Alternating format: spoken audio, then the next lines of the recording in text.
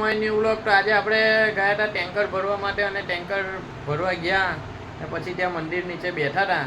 તો ત્યાં આવ્યા હતા ખેતરથી કેરી તોડીને, બરાબર.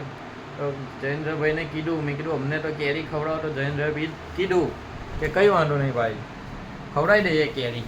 તો જુઓ, સરસ મજાની પ્યોર નેચરલી આંબા પરથી તોડેલી કેરી આપી જાય આપણને. એક થેલી ભરીને આપી છે ને બાકી. હવે આપણે એને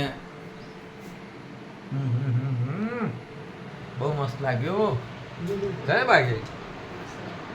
તો આવું નેચરલી અને દવા વગરનું ખોરાક લેવો હોય તો છે ને ગામડામાં રહેવા આવવું પડે, બરાબર. અને ગામડામાં વ્યવહારિક વસ્તુ એ છે કે કોઈ ભાઈને આપણે રૂપિયો આપવો નથી પડતો, બરાબર. જો કે સંબંધ જ એવા હોય છે કે આપણને ફ્રીમાં ખાવાનું મળે છે, બરાબર. બાકી તો તમને ખબર છે ને, ફ્રીમાં કશું મળતું નથી.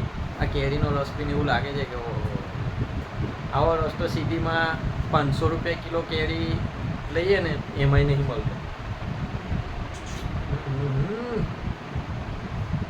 જો તમારે આવી કેરી ખાવી હોય તો કોમેન્ટ જરૂર કરજો.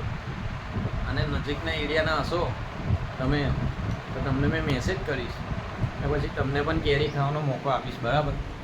મેં તમને લોકેશન મોકલીશ તો તમે આવજો. તમને આંબા પરની પ્યોર નેચરલી કેરી ખવડાવીશું, બરાબર. તો મળીએ નેક્સ્ટ વિડીયોમાં. ત્યાં સુધી આપણા પેજને બરાબર સબસ્ક્રાઈબ કરી રાખજો અને તમારા ભાઈને સપોર્ટ કરતા રહેજો, બરાબર. કેમ કે તમારા ભાઈને અત્યારે કેરી ખાવાની મજા આવે છે.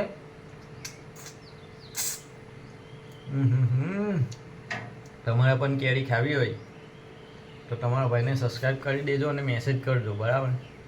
પહેલાં કોમેન્ટ કરજો, પછી મેં તમને રિપ્લાય આપીશ.